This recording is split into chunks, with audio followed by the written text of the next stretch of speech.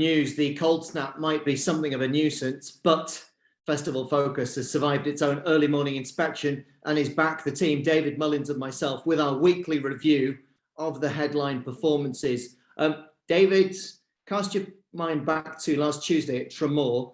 I'm not aware that Tony Mullins' Twitter account was active facile Vega style after Gaelic Warrior won by 86 lengths, odds of 1 to 12, visually impressive from the narrow Fred Winter runner-up. Now 16 to 1 for the Supreme, 10 to 1 for the Ballymore, 16 to 1 for the Albert Bartlett. Pure hype, or is there a bit of substance underneath the sauce? There definitely is a bit of substance. Willie sending one of his best maidens that he thinks in the yard for the season to Tramore. We've seen it with Lorena, we've seen it with Penn Hill. This lad was a bit more impressive. I'm not sure about the opposition, but I think he should have probably won the Fred Winter last year. He was just he was probably there a bit soon in front early and missed the last, and he stayed going the whole way up to the line. I think he's a real Supreme horse, definitely. 16 to 1 for the Supreme. Right, transfer your affections from Tramore on Tuesday to Cheltenham on Friday. And a horse who caught a lot of people's eye is Attica. Smart front running display this, because if you think Marla Gelding, still only a 4-year-old, and what I really liked is he had enough in the tank to repel the late attack from one who I suspect is going to go on and be very useful in his own right, a horse who was sold by his shrewd connections after his point-to-point form in Ireland, Master Chewie, for a massive amount, and yet this Attica had enough to fend him off when it counted. When you work on that, you say, yes, it's early days, but Attica's 2 from 2 over hurdles. He's done it in Cheltenham already. Therefore, would there be at least a whiff of interest at double carpet 33 to 1 for something like a Supreme Novice? Yeah, you can.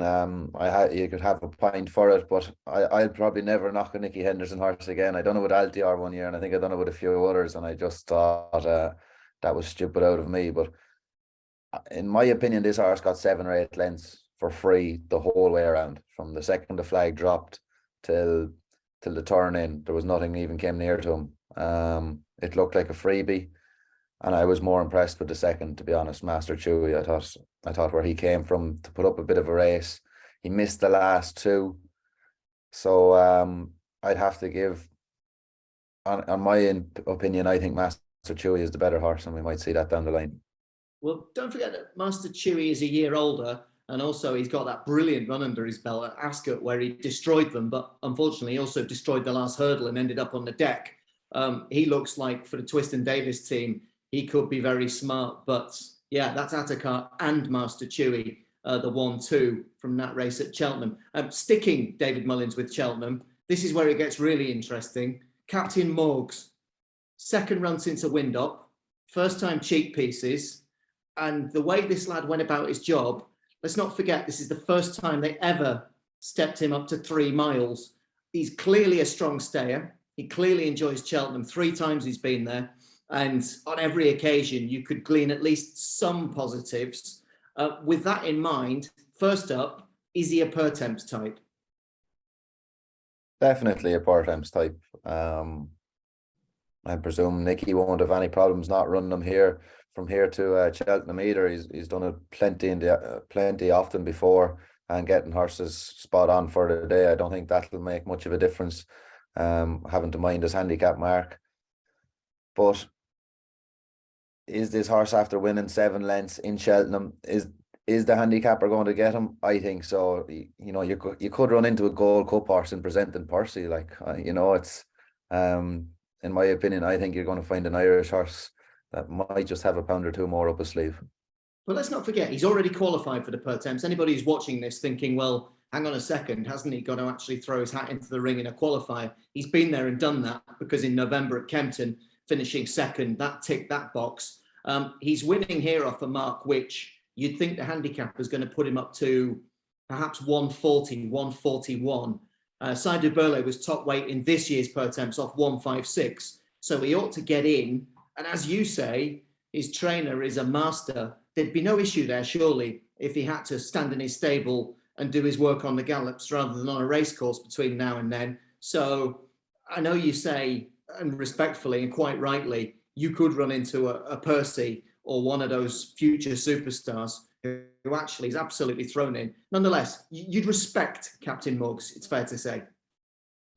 Definitely, and the fact that Nicky Henderson might mind in between here in Cheltenham, that's all the better to my ears anyway. If I was going to have a few quid on him, yeah.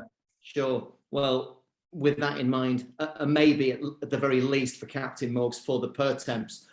Switching to the weekend, obviously the calendar was decimated by the weather. One meeting that did make it amazingly was down below in Cork, and Blood Destiny early on the card there. If you read the race comments, after this very easy 5-length victory for Blood Destiny, simply it was described as promising enough, David Mullins, to be included in the conversation for the Triumph Hurdle at 16-1 3 months from now? Or would you like to see a bit more? Blood Destiny, Cook. Yeah, he was very impressive for one of Willie's over hurdles as a 3-year-old. You know, sometimes Willie's 3-year-olds can do with a run, but we've seen that with Lossie out.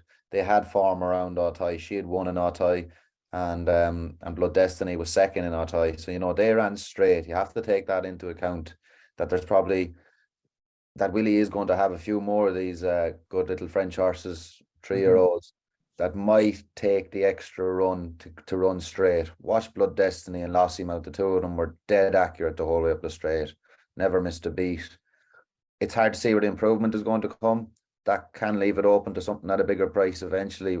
Typically one of Willie's that maybe ran around down over the last 2 hurdles and didn't look that impressive. But these two, they're handicappers. They came from France with form.